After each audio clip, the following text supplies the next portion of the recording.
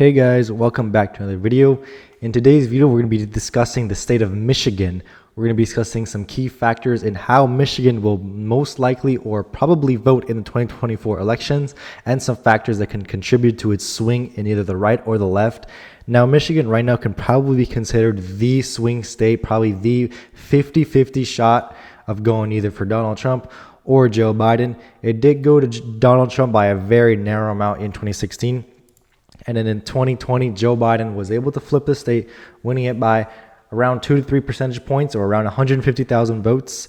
And he did this, by flipping some key areas. And this map may look pretty red, but there is a lot of areas that Democrats do gain their majority of votes. But before we continue on this video, please subscribe, like this video, and comment down in the section below.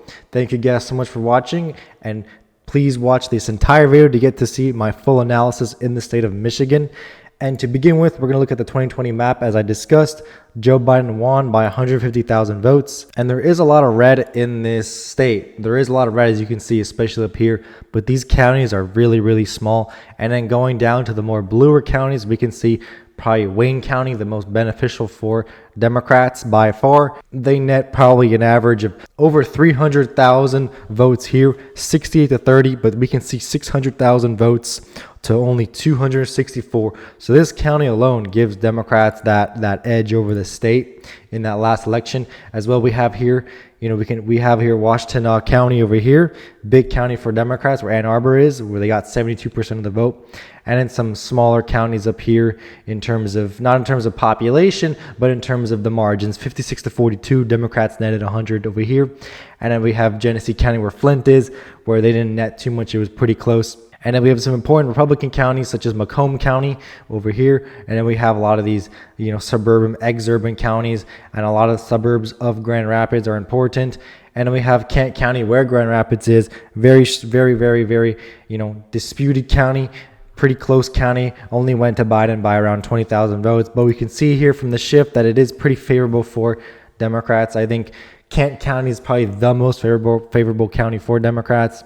And if they continue to make gains in Kent County, Republicans have to reverse a lot of these trends among the whole Detroit metro area. And Joe Biden made some solid gains in Kent County and Ottawa County and Livingston, Oakland County. But in general, the state as a whole didn't change too much. It wasn't a big shift that we saw in other states, such as like the state of, Colorado, or suburbs over here of Texas. I mean, it wasn't that big of a shift that we see here. The Midwest as a whole didn't shift too far to the left.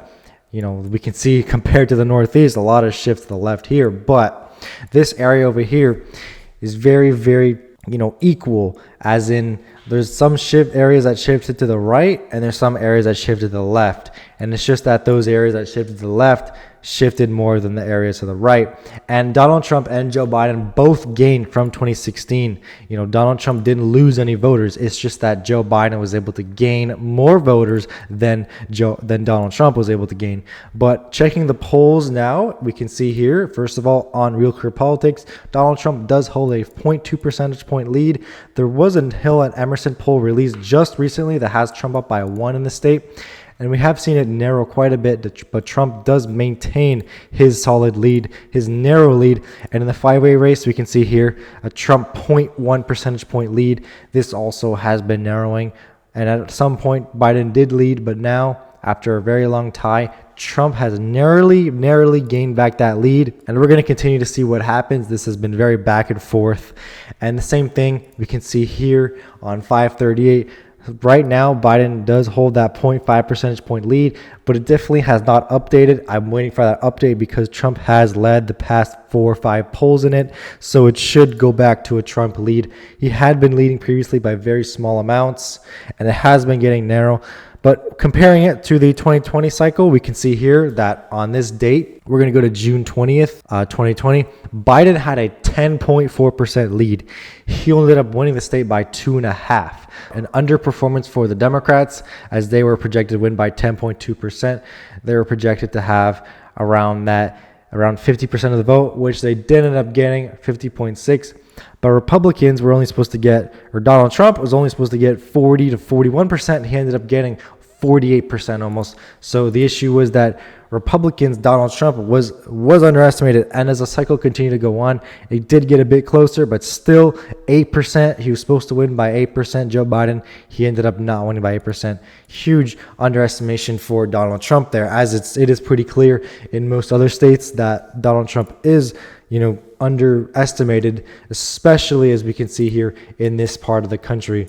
In this part of the country, the Midwest, it is the most prevalent for those really bad polling misses, especially Wisconsin, Ohio, Iowa, Michigan, Pennsylvania. But let's now check what the people think. And currently, it is pretty even, 53% for Democrats, 47% for Republicans. Clicking even further, we can see here how close it is, how close this race is in Michigan. And people right now don't really know what's going to happen. I mean, even in Pennsylvania, it's 51-49. In Wisconsin, it's 51-48, 51-40, 52-48. People are a lot more sure that these states are going to vote Republican down here, but they are not sure at all about states like Wisconsin, Michigan, and Pennsylvania, because the polls are a lot closer in these states than they are here. These states here are much more favorable for Donald Trump. But now let's check some forecasts. And right now, The Economist has a 3 in 5 chance that Donald Trump will win the state of Michigan. We can see some margins here in the past. In 2012, it was D plus 10. In 2016, it was R plus 0.2. And in 2020, it was rounded to D plus 3. Now, this is a very, very big shift to the right over the years. And right now, they're saying that Donald Trump does have that lead. In the polls, they have him at about 1-2% point lead.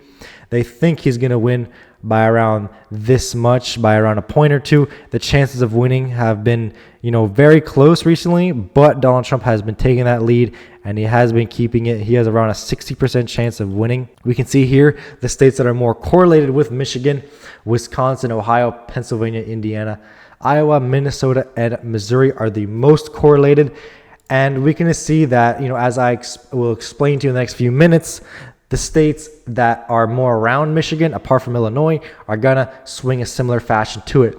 For example, if Michigan goes for Trump, then you should expect all these other states to go for Trump as well, because Michigan is the most left state apart from Minnesota and Illinois. Michigan is the most left state in the Rust Belt. But taking into consideration, if Michigan, for example, shifts 3 points to the right, we can expect that Pennsylvania, Wisconsin will easily vote for Trump. We can expect that Minnesota will be very, very close. So that will definitely be a good indicator to see where Michigan, stands. And we can see here some important metrics. The partisan lean of Michigan is very, very very neutral, almost on probably the closest state to being average among that partisan lean. We can check foreign-born percentage on the lower end, definitely lower end. This favors Republicans more. We can check the median household income, also below average, but not too far off from the main group. Evangelical Christian population is exactly on point, the exact percentage of the national average. We can check the urban population, which is below average. This is definitely favorable towards Republican, and then white non-Hispanic is much more higher than that average, on line with states like Oregon, Pennsylvania, and Tennessee. So these are some interesting metrics to look at. And then going to the map, finally, we're going to see that the state of Michigan is going to be a very, very narrow state.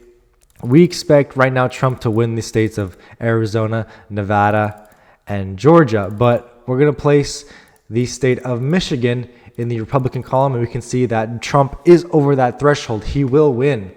And if we think that Donald Trump is going to win the state of Michigan, we can reasonably infer that Donald Trump will also win the states of Pennsylvania and Wisconsin. Meanwhile, for Joe Biden, if he wins the state of Michigan, it won't really matter too much. He will need to flip Wisconsin and Pennsylvania as well to barely get to 270.